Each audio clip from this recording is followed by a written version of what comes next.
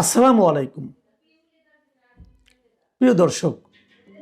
আজকে আমার একজন বন্ধু আমাকে একটা ভিডিও ক্লিপ পাঠিয়েছেন। একজন নারী, তিনি আগামী নির্বাচনে কাকে চান সেই বিষয়ে কিছু অকপট বক্তব্য রেখেছেন। ভিডিওটা আমি যে ক্লিপটা পাঠিয়েছেন আমাকে, এটা 25-26 সেকেন্ডের হবে এবং একটা তরুণী উনি ওনার বক্তব্য দিচ্ছেন এবং ওনার পোশাক আশাক দেখে মনে হলো ভদ্রমহিলা মনে হয় শোবিজের সঙ্গে জড়িত, কোনো মডেল হতে পারেন অথবা কোনো অভিনেত্রী হতে পারেন। আমি ঠিক জানি না, আমি ভদ্র মহিলাকে ঠিক চিনতে পারলাম না,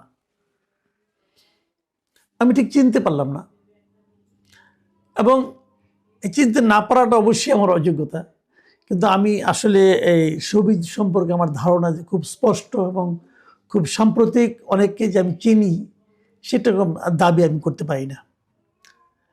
আপনারা হয়তো চিনবেন, আমি ভিডিওটা আপনাদেরকে দেখাতে পারলে ভালো হতো, কিন্তু আমি নীতিগতভাবে আমার এই চ্যানেলে সাধারণত খুব জরুরি কোনো প্রয়োজন না হলে এই ভিডিও অন্য কারো ভিডিও দেখাই না। আমি বরং ভদ্রমহিলার ছবিটা আপনাদেরকে দেখাই। আপনারা দেখতে পাচ্ছেন ওনার স্টিল ছবিটা, আমি ওই ভিডিও থেকেই ওনার একটা স্টিল ছবি নিয়েছি এবং উনি সেখানে বলছিলেন যে এই 25-26 সেকেন্ডের যে ভিডিও ক্লিপ, সেই ক্লিপের যে ওনার যে কথাবার্তাগুলো সেগুলো আপনাকে আমি একটু বর্ণনা করতে চাই। উনি বলছিলেন যে আমি মন থেকে চাই জামাত আসুক। ব্যাপারটা আসলে হাস্যকর লাগবে, বাট আমি মন থেকে চাই জামাত আসুক, দেশটা একটু ঠিক হোক। তখন সাংবাদিক যারা ওনার সামনে ওনাকে প্রশ্ন করছিলেন, সেরকম একজন জিজ্ঞাসা করলেন যে জামাত কেন আসবে? এই ভদ্রমহিলা উত্তর দিলেন, জামাত আসলে দেশটা ঠিক হয়ে যাবে, তাই আমি সেটা চাই। তখন আবার একজন প্রশ্ন করলেন যে জামাত আসলে এইসব পোশাক পরতে পারবেন না? মানে উনি যে পোশাকটা পরেছিলেন সেই ধরনের পোশাক জামাত হয়তো অনুমোদন করবে না, এই ধরনের একটা কথা সে প্রশ্নকর্তা করলেন। তিনি সঙ্গে সঙ্গে উত্তর দিলেন যে আমি পরব না, আমি শাসন চাই। তাকে থেকে জিজ্ঞাসা করা হচ্ছিল জামাতের কোন দিকটা আপনার ভালো লাগে? তিনি উত্তর দিলেন জামাতই ভালো লাগে, কোনো দিক না, জামাতই ভালো লাগে। তো এই যে কথাটা উনি বললেন, এটা নিচে আমি অনেক কমেন্ট পড়লাম, এক একজন এক এক কথা বলতেছে। কেউ বলতেছে জামাত আসলে এই পোশাক পরা যাবে না, এটা আপনাকে কে বললো? সাংবাদিকরা ভুল বলেছে, সাংবাদিকরা মোটিভেটেড কোশ্চেন করেছে, এগুলো বলেছে। তো এগুলো অনেক কিছু আছে, আপনারাও দেখতে পারেন। আপনার এটা খুবই অ্যাভেলেবল এখন সোশ্যাল মিডিয়াতে, আমি আজকেই পেলাম এবং আমি বেশ কয়েক জায়গায় পেলাম। এরপর আমার এই বন্ধু আমাকে পাঠানোর পর আমি অনেক জায়গায় দেখলাম, আপনারাও দেখতে পারেন। কিন্তু আমার যে কথাটা, যে জন্য আমি এটা নিয়ে আলোচনাটা শুরু করেছি, সেটা আমি বলতে চাচ্ছি, সেটা হলো এই ধরনের পোশাক পরিহিতা কোনো নারী এর আগে কখনো বলেছে যে তারা জামাতকে চায়? আপনি কখনো দেখেছেন, কখনো শুনেছেন? আমি শুনিনি। এবং এর সঙ্গে আমি একটু মেলাতে চাই যে ঢাকা বিশ্ববিদ্যালয় এবং অন্যান্য বিশ্ববিদ্যালয়, প্রথমে ঢাকা বিশ্ববিদ্যালয় তারপর অন্যান্য বিশ্ববিদ্যালয়ের নারী হলগুলোতে, মেয়েদের যে হলগুলো আছে, সেই সব হলের মেয়েরা ইসলামী ছাত্র শিবিরকে ব্যাপকভাবে ভোট দিয়ে জয়যুক্ত করেছে। আমি আমার যে অভিজ্ঞতা ইসলামী ছাত্র শিবির সম্পর্কে, নারীদের মন মানসিকতা সম্পর্কে এবং জামাত সম্পর্কে, দেশের রাজনীতি সম্পর্কে, আমি আগে কখনো কিন্তু এ ধরনের রেজাল্ট হবে বলে ভাবিও নি। মেয়েদের হলে ইসলামী ছাত্র শিবির জিতবে এটা আমার চিন্তার বাইরে ছিল। যখন জিতে গেল তখন তো আমি নিজে একটু খোঁজখবর নেওয়ার চেষ্টা করেছি এবং আমি জেনেছি মেয়েদের ভোটেই তারা জিতেছে। কেউ বলেনি, যারা হেরেছে তারাও বলেনি যে মেয়েদের এই হলগুলোতে কোনো ধরনের ভোটের কারচুপি হয়েছে। কাজেই এই যে মডেল, আমি ধরে নিচ্ছি উনি মডেল, অথবা ধরে নিচ্ছি শোবিজের তারকা, এই মডেল যখন বলেন যে উনি চান জামাত জিতুক, তখন কিন্তু আমার যে বন্ধু আমাকে পাঠিয়েছিলেন, আমার ধারণা উনি অবাক হয়ে আমাকে পাঠিয়েছিলেন। আমি কিন্তু আমার এই বন্ধুর মতো অবাক হইনি। যদি বন্ধু অবাক হয়ে থাকেন, আমি জানি না উনি কি করেছেন, ওনার সঙ্গে আমার একদিন আলোচনা হয়নি, আমি কিন্তু অবাক হইনি। আমি অবাক হইনি এই কারণে, তোমার তৎক্ষণাৎ মনে পড়ে গিয়েছিল যে বিশ্ববিদ্যালয়ের হলগুলোতে তারা উচ্চ শিক্ষিত তো অবশ্যই, তারা যদি ইসলামী শিবিরকে ভোট দিতে পারে, তাহলে এই নারী কেন বলতে পারবে না যে তার জামাতকে ভালো লাগে? সে চান যে জামাত আসুক। এবং সবচেয়ে এখানে সিগনিফিকেন্ট যে শব্দটা, যে বাক্যটা, সেটা আমি আপনাদের সঙ্গে শেয়ার করতে চাই। সে বাক্যটা হলো যে উনি চান দেশটা একটু ঠিক হোক।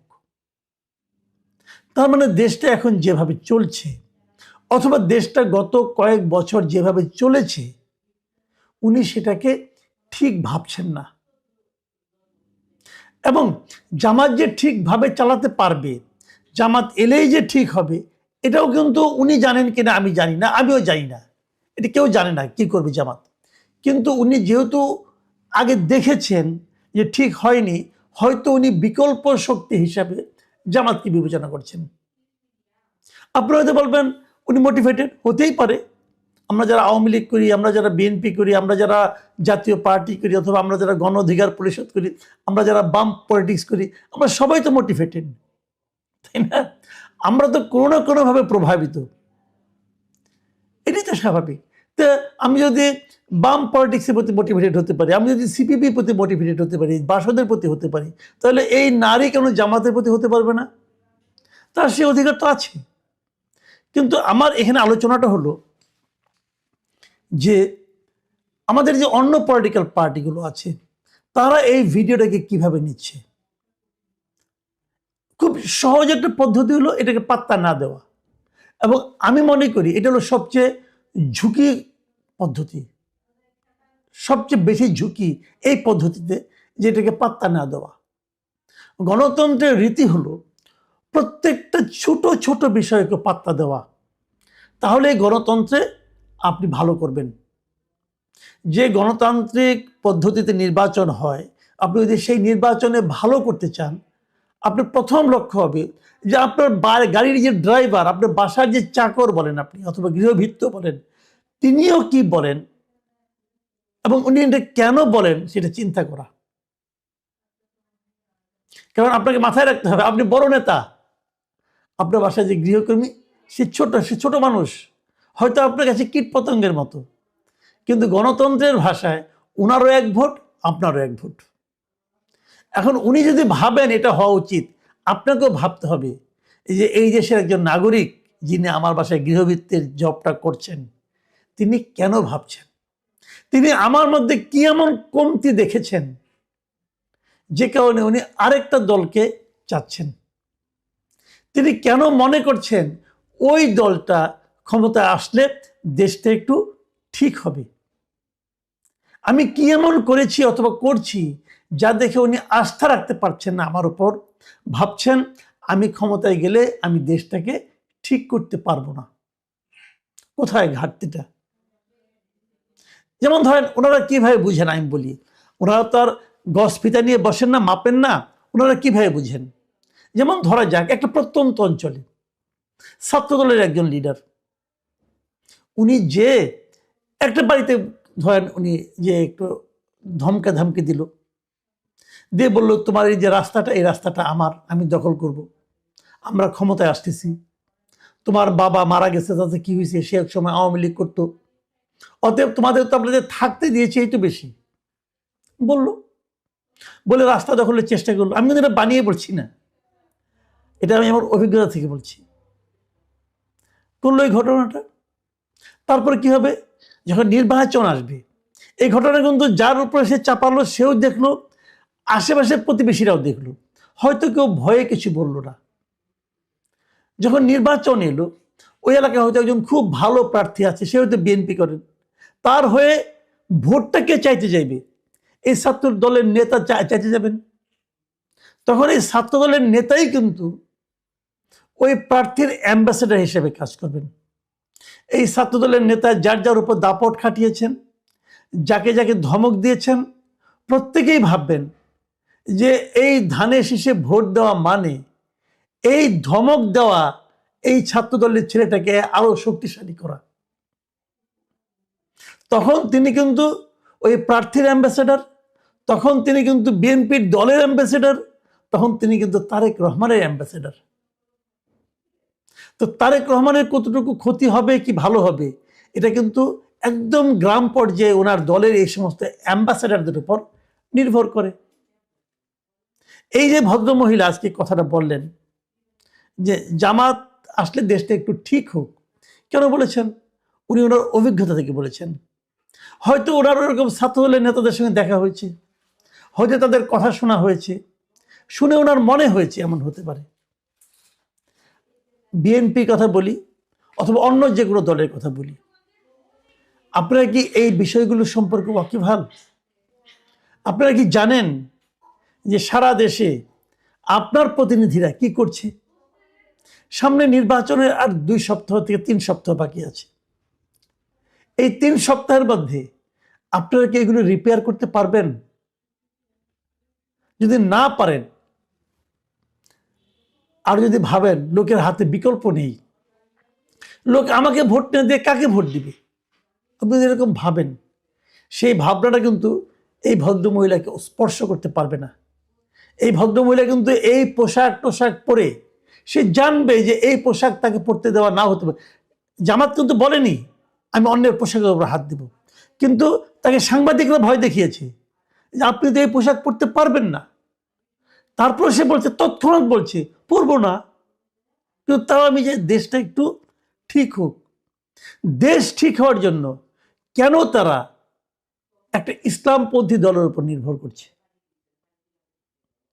এই প্রশ্নটা আমি আমাদের গণতান্ত্রিক যে দলগুলো আছে, যারা নাকি ইসলামী শাসনতন্ত্র কায়েম করতে চায় না, যারা একটা আধুনিক গণতান্ত্রিক শাসন কায়েম করতে চায়, তাদের কাছে করতে চাই। আপনারা বোঝার চেষ্টা করুন দেশের মানুষ এখন কি ভাবছে। আপনারা বোঝার চেষ্টা করুন দেশের সাধারণ মানুষ, দেশের নারী সমাজ, দেশের এই ধরনের আধুনিক পোশাক পরা নারীরাও কি ভাবছে, কি বলছে, কেন ভাবছে, কেন বলছে। যদি এটা আপনারা নোটিশে নেন আপনাদের, তাহলে আমি মনে করি গণতন্ত্রের জন্য ভালো কিছু হবে। এটা আজকের আমলনামা। আসেন আমরা গত 24 ঘন্টার একটু আমলনামাটা দেখি। এই ভাইটির তো কান্না দেখলেন না, আরেকজন ফাদারের কান্না দেখছেন, বুক থাপড়ায় কাঁদতেছে। তার ছেলে হোল নাইট ডিউটি, কোথায় ডিউটি? তেলের পাম্পে তেল নিতে আসছে ভোর রাত্রের দিকে। যুবদল এক নেতা তেল নিছে, টাকা দিবে না, একবার এদিক যায় একবার এদিকে যায়। আমরা সিসি ক্যামেরার ফুটেজে যেটুক দেখতে পাইছি, একটা টাইমে ওই ছেলেটা তার পিছনে পিছনে যাচ্ছে কোথায়? তার গাড়ির সামনে। 5,000 টাকা তেল নিছে। তো এই তেলের বুঝছেন, যদি ওই লোক না দেয়, না দিয়ে যদি চইলা যায়, এই ছেলের পকেট থেকে দিতে হবে তো, তাই না? হিসাবের টাকা তো, যার জন্য পিছে পিছে গেছে। ওই লোক গাড়িতে বৈশাই গাড়ি টান দিছে। আমার মনে হয় যতটুকু হাতটা চাপা পড়ছে, হতবা ওই যে শীতের দিনে কোনো লুজ কাপড় পরা ছিল ওইটা চাপা পড়ে গেছে, গাড়ি টান দিছে, পিছে পিছে দৌড়াইতেছে, পারে নাই, ওইটা বাড়ি খায়া ওই মুহূর্তেই পৃথিবী থেকে বিদায়। হাসপাতালে নিয়ে গেছে, বলছে নাই। ওই বাবা কাঁদতেছে। কি দোষ আছিল ওই মানুষটার? কি দোষ? এই নেতা 5,000 টাকা, 5,000 টাকা লোভ সামলাইতে পারে না। এই যদি ক্ষমতা আসে, পুরা পেট্রোল পাম্পই তো নিয়ে যাইব গা। কেউ রুখতে পারবেন না? পারবেন না। আরো শুনবেন আমলনামা।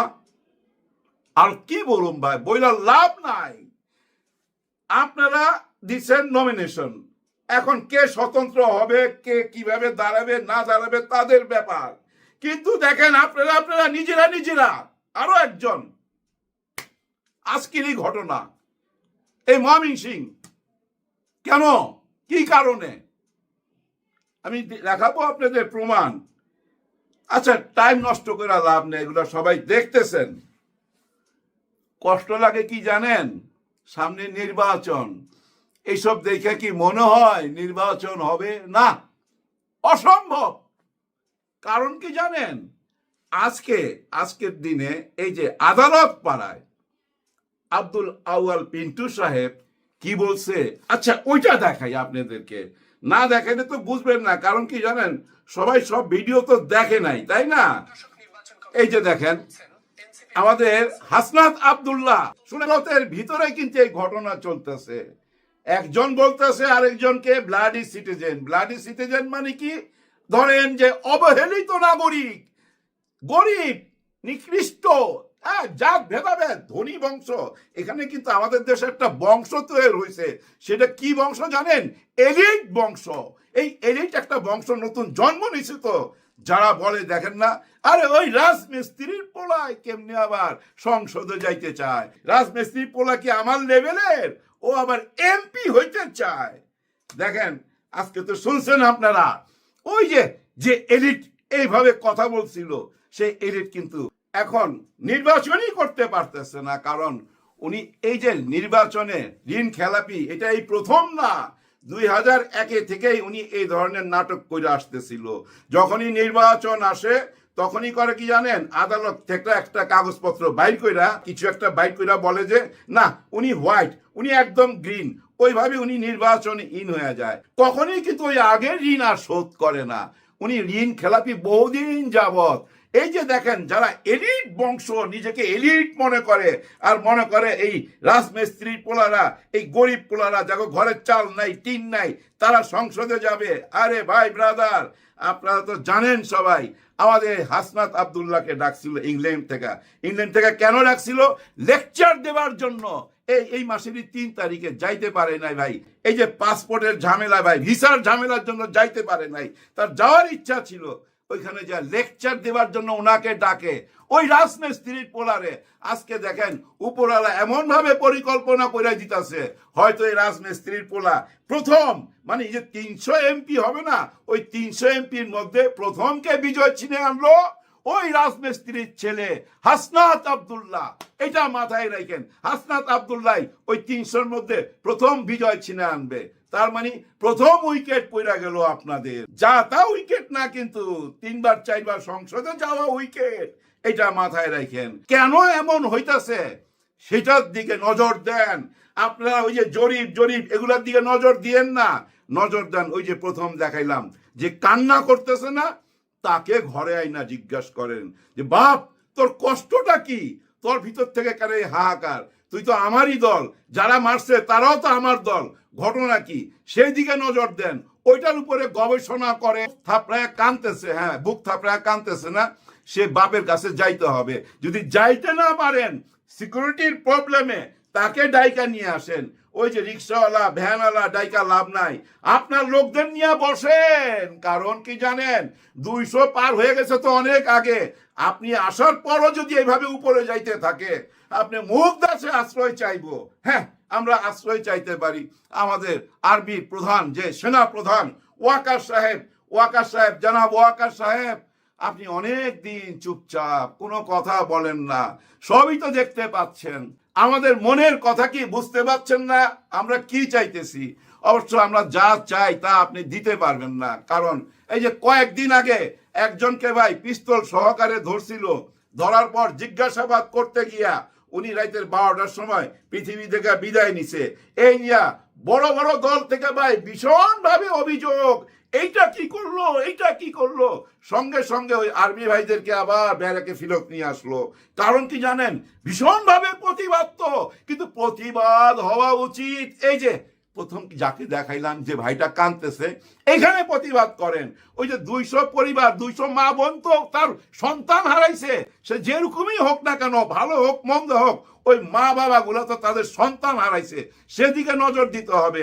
গত 15-16 মাস কোনো অ্যাঙ্গেলে ভাই দেশের কোন রকম আইন কানুনের কোনো কিছু উন্নতি দেখি না। বলি না ভাই, কেন বলি না জানেন?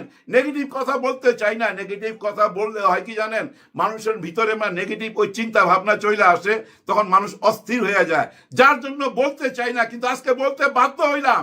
আপনারা যে ধরনের রাজনীতি করতেছেন, যে এলিট ভাব দেখাইতেছেন, ওগুলো সব বাদ দেন। বাদ দিয়ে অস্থিরতা কোন মুখে না বলেন, কেন না বলবেন, কোন যুক্তিতে না বলবেন? না বলার তো কোনো অধিকারই নাই। যদি বলবেন তাহলে কি আর এখানে আসতে পারতেন?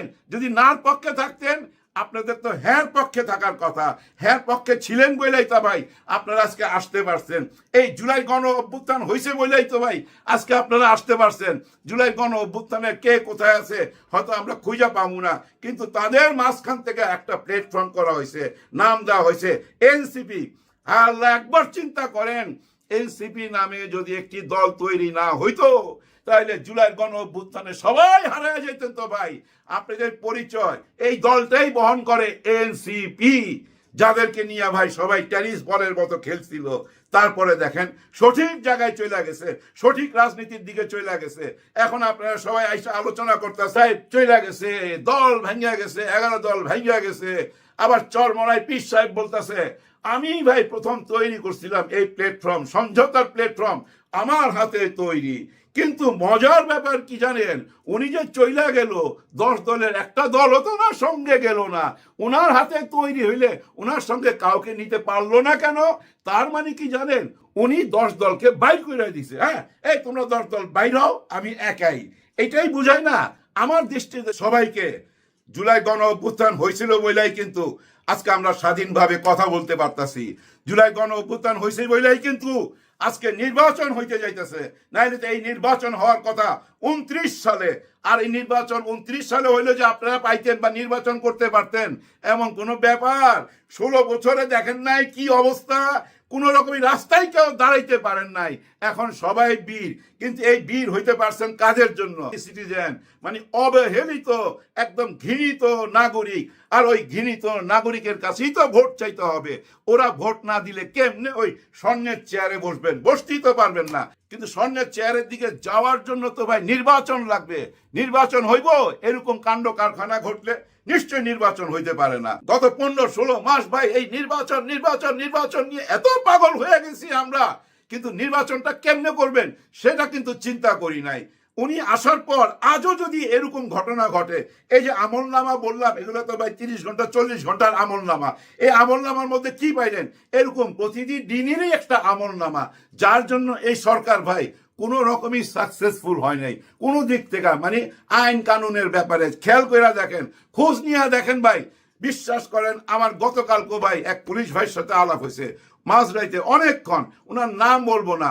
উনি কিন্তু আমাকে বলতেছে 95% বড় দলের, হ্যাঁ ভাই, থানা প্রশাসন জায়গায় বিভিন্ন জায়গায় যা দেখেন হট্টগোল টট্টগোল, 95% বড় দলের।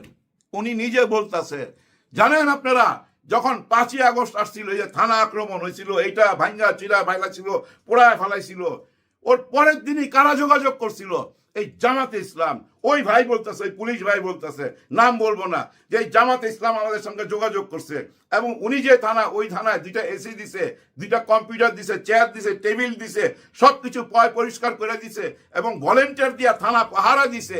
আমি বললাম কি শুধু আপনার ওই থানা? এখন নো, সারা বাংলাদেশে যেখানে যেখানে অঘটন করছে প্রত্যেকটা থানায় এই জামাতে ইসলাম তাদের নিজেদের ভলেন্টিয়ার দিয়া থানার এসি থেকে, রং করা থেকে, কম্পিউটার দেওয়া থেকে সবকিছু তারা মেনটেন করছে।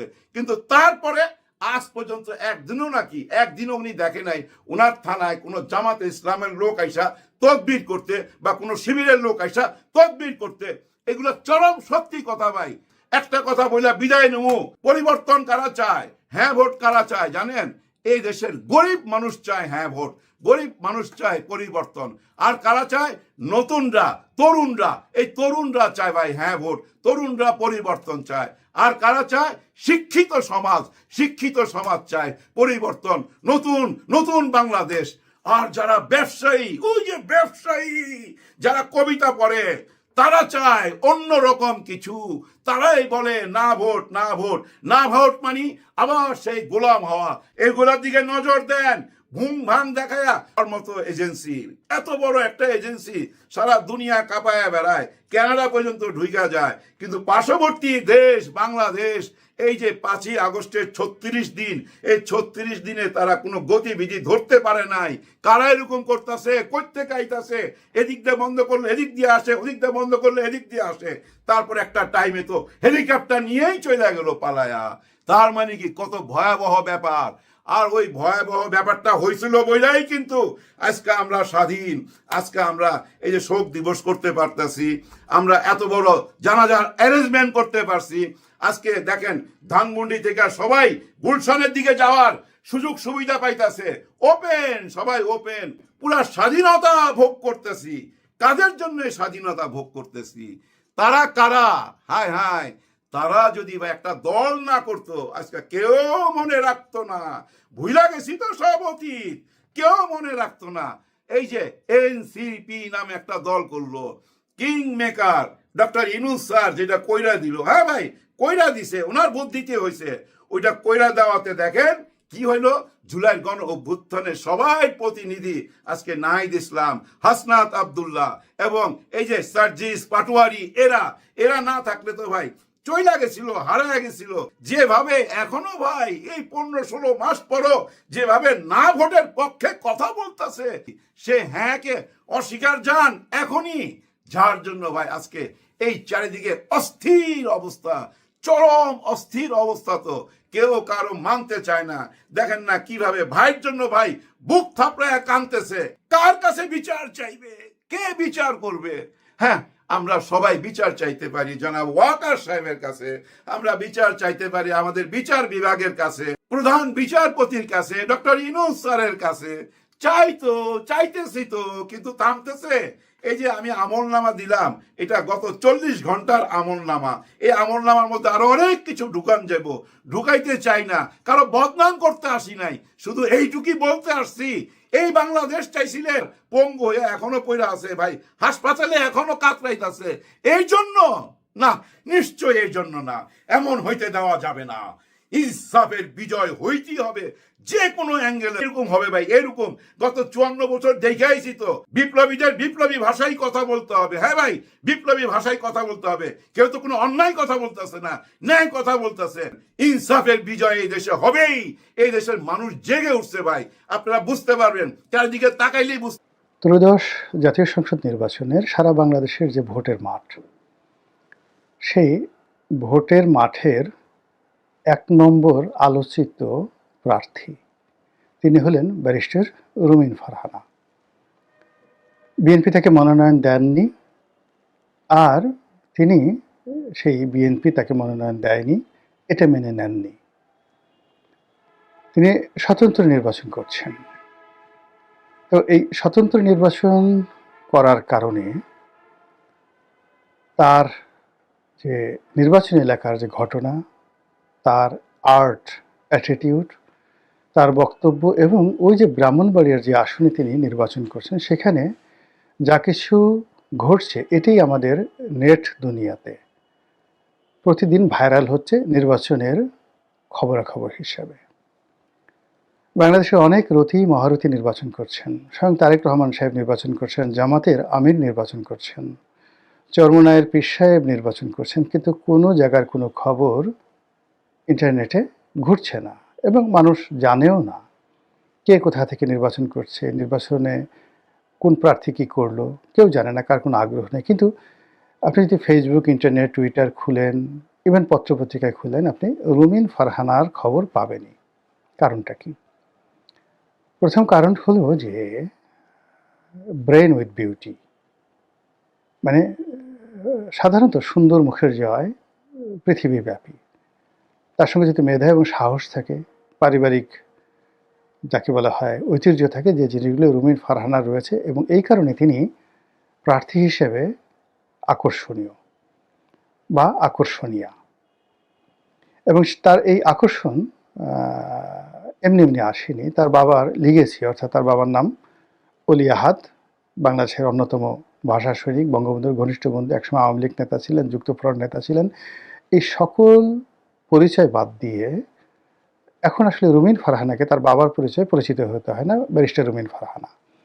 তো ব্যারিস্টার রুমিন ফারহানা যখন প্রথম টকশোতে এলেন, বেশি দিন আগের ঘটনা না, আওয়ামী লীগ জমানার, মানে ও যখন এমপি হলেন, উনি যখন এমপি হলেন তার 2-3 বছর আগে, এর আগে এইভাবে অতটা পরিচিত ছিলেন না। কিন্তু দেখা গেল যে একজন মানুষ 10 বছর 15 বছর টকশো করে যা না অর্জন করতে পেরেছে, সে 2-3 মাসের মধ্যে সেটা অর্জন করে ফেললো। তার যে ঝাঁঝালো বক্তব্য, তার যে স্মিত হাস্য, বন্ধুসুলভ আচরণ, আবার প্রতিপক্ষের উপরে ইগলের মতো শক্তি নিয়ে, ক্রূরতা নিয়ে ঝাঁপিয়ে পড়ার যে দুর্দান্ত শক্তি, এই কারণে তিনি আলোচিত হয়ে গেলেন। বিএনপির অন্যান্য যে সকল নারী নেত্রী সবাই হিংসেয় মরে গেল যে এই রমণী কোত্থেকে আসলো। তারপরে এ কী বলে, সবাই তাকে নিয়ে নাচানাচি করছে। বিএনপির সব নেতারা, মানে একটা টপ টু লো, শুধু রুমিন ফারহানা, রুমিন ফারহানা, রুমিন ফারহানা, রুমিন ফারহানার জিকিরে মানে বিএনপি তে, মানে বলতে গেলে সবাই, মানে তার চেয়ে প্রভাবশালী নেত্রী কেউ ছিল না সেই 2018 সন পর্যন্ত। পরবর্তীতে তিনি যখন সংসদ সদস্য হলেন মহিলা কোঠায়, তো সংসদ সদস্য হওয়ার পর ধরে নিলেন যে তারেক রহমান সাহেব তাকে খুবই পছন্দ করেন। আর এটা নিয়ে তো মানুষ নানা রকম কথাবার্তা, কেন পছন্দ করেন, কী কারণে পছন্দ করেন, সূত্র কি, ডাজ নট ম্যাটার। রুমিন এগুলো নিয়ে কোনো চিন্তা ভাবনা না করে সে তার সংসদে তার দায়িত্ব কর্তব্য প্রাণান্ত চেষ্টা করলো এবং দলকে সেভ করার জন্য, দলের আইডিওলজি আপহোল্ড করার জন্য সে সংসদে আমি মনে করি যে সর্বোচ্চ ত্যাগ স্বীকার করেছে। এরপরে যখন সেই সংসদ থেকে তিনি পদত্যাগ করলেন, সবাই ধরে নিলেন যে সামনে যে নির্বাচনে আসবে বিএনপি থেকে যদি একজন রমণীকে মনোনয়ন দেওয়া হয়, রুমিন ফারহানা সেখানে পাবেন। দলের ভিতরে তার একটা জনমত তৈরি হলো, নির্বাচন এলাকায় তৈরি হলো। তারপর যাকে বলা হয় সাধারণ যারা এলিট মহল, বিশেষ করে প্রথম আলো, ডেইলি স্টার গ্রুপ, তারা সবাই রুমিন ফারহানার পক্ষে অবস্থান নিল। কিন্তু এর মধ্যে যেটা করলো রুমিন, আর সেটা হলো এই গত 17 মাসে এই যে বিএনপির লোকজন যে সকল চাঁদাবাজি, দুর্নীতি, অনিয়ম শুরু করেছিল, এইগুলোর ব্যাপারে তিনি প্রতিবাদ শুরু করলেন। এবং বিএনপির মধ্যে পদ পদবি, যেমন আমি প্রতিবাদ করেছি প্রথম দিন থেকে, কিন্তু আমি তো আসলে বিএনপির কোনো পোর্টফোলিওতে নেই, আমার কোনো সাধারণ মেম্বারশিপ নেই। কিন্তু রুমিন তো মানে এমপি ছিল, বিএনপির এমপি ছিল, তারপর বিএনপির সহ আন্তর্জাতিক বিষয়ক সম্পাদক, এরকম একটা পদ পদবিতে আছে। তো কাজেই তার এই বক্তব্য দলের যারা কর্তা ব্যক্তি তারা গোস্বা করলো যে সে দলের ভিতরে থেকে এভাবে দলের বিরুদ্ধে বলে, এবং আস্তে আস্তে তার থেকে মুখ ফিরিয়ে নেওয়া শুরু করলো। আর যত মুখ ফিরিয়ে নেওয়া শুরু করলো, রুমিন তত বেশি বেপরোয়া হয়ে যাওয়া শুরু করলো এবং শেষমেশ তাকে মনোনয়ন না দিয়ে ওখানে জোটের একজন প্রার্থী জুনায়েদ হাবিবি তাকে দেওয়া হলো এবং রুমিন ঘোষণা করলো যে আমি স্বতন্ত্র দাঁড়াবো, এবং সে স্বতন্ত্র দাঁড়িয়েছে। তো তার এই স্বতন্ত্র দাঁড়ানোর কারণে পাবলিক সেন্টিমেন্ট, তার এলাকার ভোটারদের সত্যিকার চিত্র আমি বলতে পারবো না, কিন্তু ইন্টারনেটে যে ভাইব দেখি সেই ভাইবের শতভাগ এখন রুমিনের পক্ষে। এবং রুমিন এর যে এই মুহূর্তে তার যে স্টার, মানে পলিটিক্যাল স্টারশিপ, এটা অ্যাঞ্জেলিনা জলির মতো বা এটা শাহরুখ খানের মতো। এবং সেই যদি রুমিন একদিকে মানে জনসভা করে ব্রাহ্মণবাড়িয়াতে, আর অন্যদিকে যদি বিএনপির সর্বোচ্চ নেতারা সবাই দলে বলে সেখানে জনসভা করে, যদি বাইরে থেকে লোক না নেওয়া হয়, তাহলে সেখানে রুমিনের জনসভাতে বেশি হবে না বিএনপির জনসভাতে বেশি লোক হবে, এটা প্রশ্ন সাপেক্ষ বিষয়। এটা ঢাকা থেকে আমরা বুঝতে পারবো না। তো যাই হোক, সেই রুমিনের একটি ভিডিও রীতিমতো ভাইরাল। বক্তব্য হলো যে নির্বাচনের এখন প্রচার প্রপাগান্ডা বন্ধ, উঠোন বৈঠক করতে পারবেন, মাইক ব্যবহার করতে পারবেন না। এবং সেই অর্থে রুমিন একটা জায়গাতে নির্বাচনের প্রচারণা চালাচ্ছিলেন। তো সেখানে জনক ম্যাজিস্ট্রেট গেলেন, যাওয়ার পরে তিনি একেবারে ম্যাজিস্ট্রেসি পাওয়ার দেখিয়ে 40,000 না 60,000 টাকা তিনি সেখানে জরিমানা করলেন। এবং এরকম একটা পরিস্থিতিতে রুমিন সেখানে খুব একটা বিব্রতকর অবস্থায় পড়লেন এবং তিনি যেটা বলার চেষ্টা করলেন যে আপনি তো আমার এখানে খুব দাপট দেখালেন, ম্যাজিস্ট্রেসি দেখালেন, কিন্তু বিএনপির প্রার্থীর ব্যাপারে তো আপনি কখনোই, বা বিএনপির জোট যে প্রার্থী বা বিএনপির নেতারা যে প্রতি মুহূর্তে নির্বাচনী আচরণবিধি ভঙ্গ করছে তাদেরকে তো আপনি কোনো জরিমানা করলেন না। বরং আমি বিএনপির, রুমিন বলছিল যে আমি আপনার অফিসে গিয়ে সেই আচরণ ভঙ্গের, বিএনপির প্রার্থীর আচরণ ভঙ্গের ব্যাপারে অভিযোগ দিয়ে আসছি, আপনারা কোনো অভিযোগ তো গ্রহণ করেনই। উল্টো যেটা হলো, আমি এই যে আপনাদের কাছে অভিযোগ করেছি এই জন্য আমাকে এবং আপনাদেরকে একসাথে টিটকারি করছে, তারা বুড়া আঙ্গুল দেখিয়ে তর্জনীটা মানে থাম যেটাকে বলা হয়, সে বুড়ো আঙুল সে বলছে যে ওই ম্যাজিস্ট্রেট আমার ঘোড়ার ডিম করবে, প্রশাসন আমার ঘোড়ার ডিম করবে, এই ধরনের কথাবার্তা আর কি। আপনি বুঝেন যে একটা ঘোড়ার ডিম বললাম ভদ্র ভাষায়, কিন্তু আঞ্চলিক ভাষায় এটাকে আরও বাজে কথা বলা হয়, বয়াকারে বা দিয়ে বলা হয় আর কি, বা তালিবর সায়কারে সা দিয়ে বলা হয়। এইরকম কথাবার্তা সাধারণত এই রাজনৈতিক ময়দানে এগুলো প্রকাশ্যে মাইকে অনেকে বলে। ওই দেখুন হাদি বলছেন অমুকের ড্যাশ ম্যাশ ছিঁড়ে ফেলো, সব এরকম আর কি কথাবার্তা রাজনীতির ময়দানে এখন এটা ভাত মাছ হয়ে গেছে।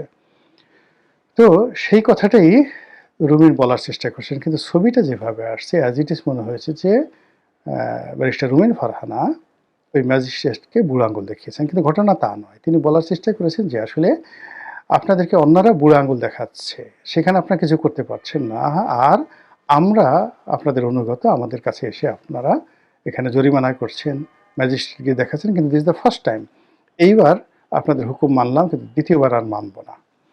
এখন এই যে তার যে ক্রোধ, তার যে চোখের অগ্নিস্ফুলিঙ্গ, বা তার যেভাবে সে একেবারে রায় বাঘিনীর মতো ওখানে ঝাঁপিয়ে পড়েছিল, এটা তিনি কেন করলেন? তিনি তো আসলে এরকম করেন না। তিনি সদা হাস্য, ওয়েল বিহেভড, ওয়েল ম্যানার্ড, ভদ্রলোকের সন্তান। তো রাজনীতির ময়দানে তিনি ওখানে ওইরকম দেখালেন কেন? অনেকটা হাসনাতের মতো, মানে উনি সেখানে একটা জিদ দেখানোর চেষ্টা করলেন, কারণটা কি? বা নাসিরুদ্দিন পাটোয়ারির মতো কেন? মূল ব্যাপারটা হলো এটা রাজনীতির ময়দানের একটা ট্র্যাডিশন হয়ে দাঁড়িয়েছে। নেতা এবং কর্মী সবসময় চায় যে তাদের নেতা, যিনি সর্বোচ্চ নেতা হবেন, মানে এমপি প্রার্থী হবেন, তার সাহস থাকতে হবে, শক্তি থাকতে হবে, এবং যে কোনো একটা সমস্যার সমাধান করার মতো তার তাগদ থাকতে হবে। তো সেক্ষেত্রে রুমিন যদি ভয় পেয়ে যেত, তারপর সে চুয়া চুয়া করে ম্যাজিস্ট্রেটের হাতে পায়ে ধরতো, মাফ করে দেন, আর করবো না, ইত্যাদি ইত্যাদি ইত্যাদি, অর্ধেক নেতাকর্মী এই মাঠ থেকে চলে যেত। এটাই নিয়ম। কিন্তু ওই যে রুমিন যে রাগ হয়ে গেছে, চোখ গোল গোল করেছে, আশেপাশের নেতারা সবাই বলা শুরু করেছে যে না, নেতা তো এরকমই হওয়া উচিত, এর সাথে কাজ করলে সে আমাদেরকে ছেড়ে যাবে না, একে যদি কেউ আঘাত করতে আসে সে সহজে কাউকে ছাড়বে না, সেটা মিলিটারি হোক, ম্যাজিস্ট্রেট হোক, কাজে আমরা নিরাপদ। এবং এটা ভোটের মাঠের একটা চিরাচরিত রাজনীতি। বাংলাদেশের যত ভদ্রলোক দেখেন না কেন, একেবারে প্রমাণিত যারা ভদ্রলোক, তারাও ঠিক এরকম একটা পরিস্থিতিতে যদি এইরকম আচরণ না করে, রুমিনের মতো আচরণ না করে, তাহলে তারা নির্বাচনের ময়দানে টিকে থাকতে পারবেন না। দ্বিতীয়ত, এখানে রুমিন যে কোনোভাবে রুমিনকে প্রভোগ করা হচ্ছে, তাকে একটা কন্ট্রাডিকশন অ্যান্ড কনফ্লিক্টে ফেলে দেওয়া হচ্ছে। এবং এই যে তাকে নিয়ে মানুষের যে সহানুভূতি, মানুষের যে একটা ব্লাইন্ড সাপোর্ট, মিডিয়াগুলো যে তাকে নিয়ে মাথামাতি করছে, এই জায়গাগুলো বিএনপিকে খুব অপমান করছে। বিএনপির খুব ইগোতে লাগছে যে আমরা যাকে দূর দূর করে তাড়িয়ে দিলাম, সবে মানুষের তো উচিত তার দিকে না তাকানো, তাকে দূর দূর করে তাড়িয়ে দেওয়া, কিন্তু আমরা যাকে তাড়িয়ে দিলাম সবাই তাকে কোলে তুলে নিচ্ছে। তাহলে কি আমাদের জনপ্রিয়তা নেই? এবং এখানে অনেক ক্ষেত্রে এই ঘটনা ঘটছে।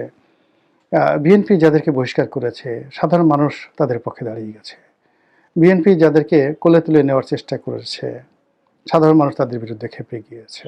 তো এটা বিএনপির জন্য একটা রীতিমতো অবমাননা করে। এখন রুমিন ফারহানা যে নির্বাচনের মাঠে যেভাবে প্রাধান্য পাচ্ছে, তাকে নিয়ে যেভাবে সামাজিক মাধ্যমে মাতামাতি হচ্ছে, তো সেই তুলনায় বিএনপির বড় বড় নেতাদের নামই উচ্চারিত হচ্ছে না। তাদের একটা ভিডিও এখানে প্রমোট করার জন্য ফেসবুকে টাকা দিতে হচ্ছে, হয়রাস লক্ষ লক্ষ নয়, কোটি কোটি মানুষ রুমিনের এই ভিডিওগুলো দেখছে। তো এই যে রাজনীতির একটা যে চিরাচরিত পন্থা, এই পন্থা অনুযায়ী যদি রুমিন আসলে শেষ পর্যন্ত জিতে যায় এবং পার্লামেন্ট মেম্বার হিসেবে সে যদি সংসদে যায়। বাংলাদেশের সংবিধানে বলা আছে যে দ্বৈত নাগরিকত্ব থাকলে কিংবা কোনো ব্যক্তি যদি অপর দেশের প্রতি আনুগত্য প্রকাশ করেন, তাহলেও তিনি জাতীয় সংসদ নির্বাচনে অংশ নিতে পারবেন না। তাহলে আনুগত্য উঠিয়ে নেওয়ার প্রমাণ কি তারেক রহমান হাজির করতে পারবেন?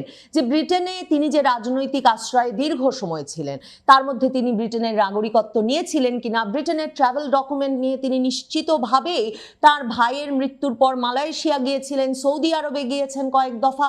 তাহলে তারেক রহমান ঠিক কি ধরনের আনুগত্য প্রকাশ করে যুক্তরাজ্যে ছিলেন? বিএনপির ছাত্র সংগঠন ছাত্রদল নির্বাচন কমিশন ঘেরাওয়ে কর্মসূচি পালন করেছে। মনে রাখতে হবে 2024-এর জুলাই আগস্ট আন্দোলনে যেহেতু আনুষ্ঠানিকভাবে বিএনপি ছিল না, বিএনপিকে কিন্তু সেই জুলাই আগস্ট থেকে এই পর্যন্ত তার মানে মূল দল অথবা এর কোনো অঙ্গ সংগঠনকে এরকম ঘেরাও বা মানে কোনো প্রতিবাদ মিছিল মানে কোনো রকম কোনো রাজনৈতিক কর্মসূচি পালন করতে বা দিতে এর মধ্যে কিন্তু দেখা যায় নাই।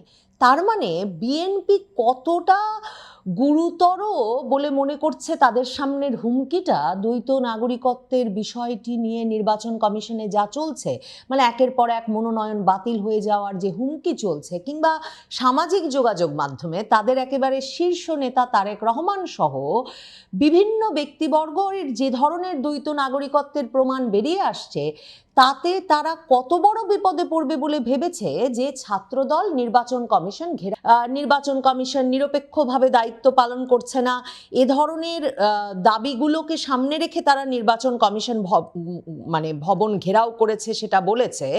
কিন্তু এমন দিনে তারা এই ঘেরাওয়ের কর্মসূচি পালন করছে যেদিন কিনা নির্বাচন কমিশনের ভেতরে এই দ্বৈত নাগরিকত্ব বিষয়ে যত মনোনয়ন ঝুলে আছে সেগুলোর কি মানে শেষ পর্যন্ত ভাগ্য নির্ধারিত হবে কোন দিকে, মানে এরা কি নির্বাচনে অংশ নিতে পাত্র দলকে এই মহড়ার দায়িত্ব বিএনপি এবং বিএনপির একেবারে শীর্ষ পর্যায় থেকে দেওয়া হয়েছে। কারণ না হলে পোস্টাল ব্যালটে কি অনিয়ম হচ্ছে তা নিয়ে বিএনপি কর্মসূচি পালন না করে ছাত্র দল কেন যাবে নির্বাচন কমিশনে বলুন? বিএনপি এটা নিয়ে কোনো রাগঢাক করছে না যে তারা ভীষণভাবে চিন্তিত দ্বৈত নাগরিকত্বের বিষয়টা নিয়ে। নজরুল ইসলাম খান এর আগে নির্বাচন কমিশনে গিয়ে বলে এসেছেন যে দ্বৈত নাগরিকত্বের বিষয়টা নিয়ে জটিলতা সৃষ্টি করা একদম নির্বাচন কমিশনের উচিত হবে না, কারণ 15 বছর ধরে এই মানে যে শাসন চলছিল, বিএনপির নেতাকর্মীরা অত্যাচার মামলা নির্যাতন থেকে বাঁচতে বিভিন্ন দেশে গিয়ে আশ্রয় নিয়েছেন এবং তারা সে সময় নাগরিকত্বও গ্রহণ করেছেন। কাজেই কমিশনের কাছে দাবি করছে আলোচনার মাধ্যমে যে তারা যাতে জটিলতা সৃষ্টি না করে, আর বাইরে নির্বাচন কমিশন ঘেরাওয়ের কাজ করাচ্ছে ছাত্রদলকে দিয়ে, যাতে সেই ভয় বা সেই চাপও অনুভব করে নির্বাচন কমিশন ভেতরে। কিন্তু জাতীয় নাগরিক পার্টির নেতা আসিফ মাহমুদ সজীব ভুইয়া সহ জামায়াতে ইসলামী, জাতীয় নাগরিক পার্টির নেতৃবৃন্দ বারবার বলছেন যে দ্বৈত নাগরিকদের তারা কিছুতেই নির্বাচন করতে দেবেন না, এবং পররাষ্ট্র উপদেষ্টা পরিষ্কার করে বলেছিলেন যে যেদিন তারেক রহমান ফিরবেন, তারেক রহমানের কোনো বাংলাদেশি পাসপোর্ট নাই, যেদিন তিনি ফিরতে চাইবেন তার একদিন দুদিনের মধ্যেই তারা তাকে ট্রাভেল ডকুমেন্ট দিয়ে দেবেন, এবং সেটাই দেওয়া হয়েছে। এবং ডকুমেন্টে ব্রিটিশ সরকারের একটা ওয়েবসাইটে পরিষ্কার লেখা আছে যে তারেক রহমান এবং জুবাইদা রহমান মিলে একটা কোম্পানি খুলেছেন যুক্তরাজ্যে, এবং সেই সঙ্গে সাক্ষাৎকারে স্বীকার করেছিলেন যে তারেক রহমান রাজনৈতিক হয়েছে বাংলাদেশ মিশনে। তাহলে তারেক রহমানের নাগরিকত্বটা কি? এই প্রশ্ন এখন ব্যাপক প্রভাবশালী ব্যক্তি, জনমত গঠনে যিনি বাংলাদেশের রাজনীতিতে, সেই পাসপোর্টের খবরটা কেন তিনি দিয়ে তারপর নির্বাচনে অংশ নিচ্ছেন না? তার মানে বিএনপি জানে যে এখন মামলা হয়েছে বিভিন্ন জায়গায়, নির্বাচন কমিশনে অভিযোগ জমা পড়েছে অন্যান্য প্রার্থীদের বিরুদ্ধে বটে, কিন্তু তারেক রহমান পর্যন্ত এই হুমকির মধ্যে আছেন, কারণ তারেক রহমানের নাগরিকত্বটা নিয়ে সন্দেহ আছে। দেখেন, এবার যখন নির্বাচন কমিশন শুনানি করছে তখন বারবার যে কথাটা উঠছে সেটা হচ্ছে প্রার্থীরা আবেদনপত্রে মনোনয়নপত্র দাখিলের সময় বলে দিচ্ছেন যে তারা তাদের অপর নাগরিকত্ব ত্যাগ করে এসেছেন, এবং সেই মুখের কথায় একরকমের বিশ্বাস রাখছেন নির্বাচন কমিশন। কিন্তু যখন কিছুতেই নির্বাচনে অংশ নিতে দেবে না, কারণ বাংলাদেশের সংবিধানে বলা আছে যে বিদেশ দ্বৈত নাগরিকত্ব থাকলে কিংবা কোনো ব্যক্তি যদি অপর দেশের প্রতি আনুগত্য প্রকাশ করেন তাহলেও তিনি জাতীয় সংসদ নির্বাচনে অংশ নিতে পারবেন না। তাহলে আনুগত্য উঠিয়ে নেওয়ার প্রমাণ কি তারেক রহমান হাজির করতে পারবেন? যে ব্রিটেনে তিনি যে রাজনৈতিক আশ্রয়ে দীর্ঘ সময় ছিলেন, তার মধ্যে তিনি ব্রিটেনের নাগরিকত্ব নিয়েছিলেন কিনা, ব্রিটেনের ট্রাভেল ডকুমেন্ট নিয়ে তিনি নিশ্চিতভাবে তার ভাইয়ের মৃত্যুর পর মালয়েশিয়া গিয়েছিলেন, সৌদি আরবে গিয়েছেন কয়েক দফা। তাহলে তারেক রহমান ঠিক কি ধরনের আনুগত্য প্রকাশ করে যুক্তরাজ্যে ছিলেন সেই প্রমাণ যেমন এখন আসিফ মাহমুদ সজীব ভুইয়ারা খুব শিগগিরই মুখ খুলে তার নাম উল্লেখ করে চাইবে এমন আশঙ্কা বিএনপির আছে বলেই তারাও রাজপথে নেমে পড়েছে। ঠিক তেমনিভাবে তারেক রহমানকে নির্বাচিত হয়ে আসার পরেও কিন্তু জামায়াতে ইসলামী জাতীয় নাগরিক পার্টি সহ তার রাজনৈতিক প্রতিদ্বন্দ্বীরা এই প্রমাণপত্র দাখিলের জন্যে তার বিশ্বাসযোগ্যতা নিয়ে প্রশ্ন তুলতে পারে। তখন তারেক রহমান এই প্রমাণগুলো হাজির করতে পারবেন তো? শুনে আসি জাতীয় নাগরিক পার্টির নেতা আসিফ মাহমুদ সজীব ভুইয়া, যিনি